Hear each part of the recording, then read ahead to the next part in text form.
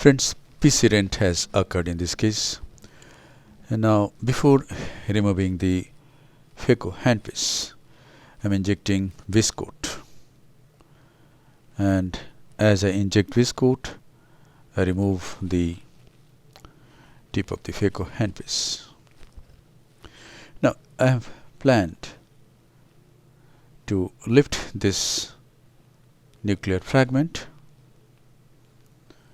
bring it in anterior chamber, and place the IOL behind it. Use the IOL as a scaffold, and then emulsify this nuclear fragment. I can make out that vitreous strands are attached to this nuclear fragment. So, what to do?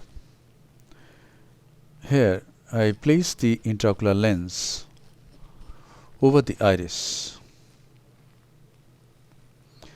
because I can't see the anterior capsular rim properly at this stage.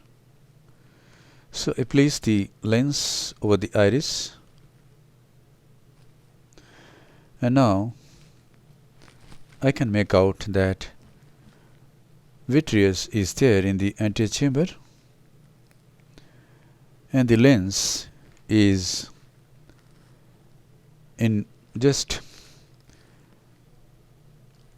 sandwiched by the vitreous. It is in between vitreous.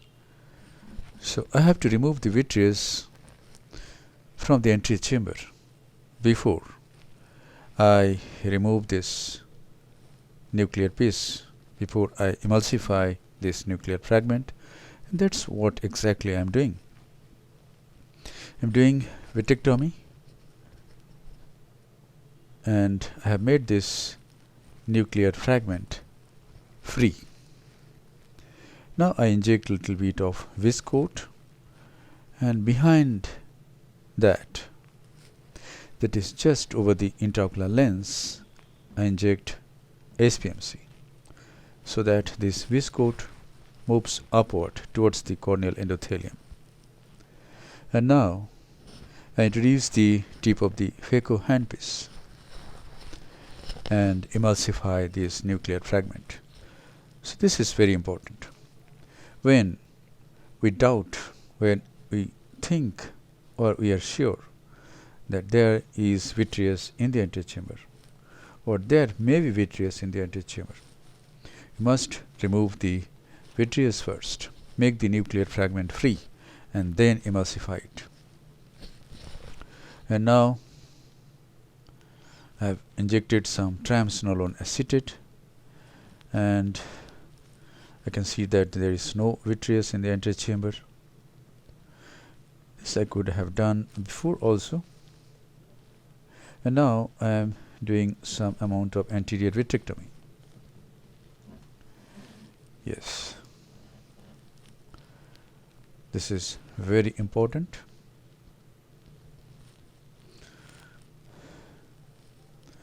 And we must spend enough time to do anterior vitrectomy. The anterior vitreous cavity should be free from vitreous strands.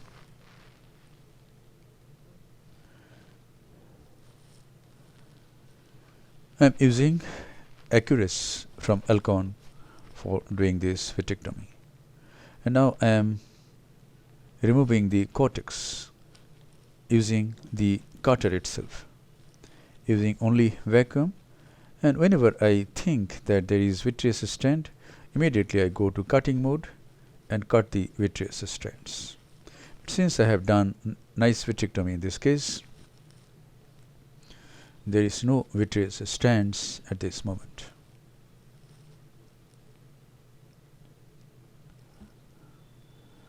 That's it. And now I inject viscoat again. Again I inject some SPMC over the intraocular lens to protect the corneal endothelium. And now my plan is to dial this intraocular lens in the sulcus. So I use a Sinskey hook and I dialed the lens in the sulcus.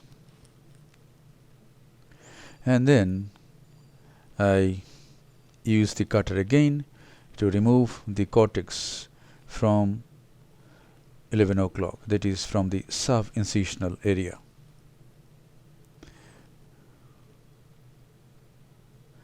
Then I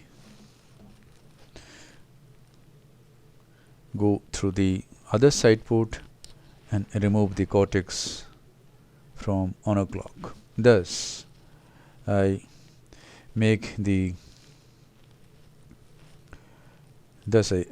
the cortex and then I dial the lens and place it in the sulcus. At this moment the lens is nicely placed in the sulcus. Then I apply some pilocarpine and do some more trimming of the vitreous strands at 6 o'clock, which I could notice, and then I conclude the case. Thank you very much for watching. Hope this video will give you some important tips to manage such cases.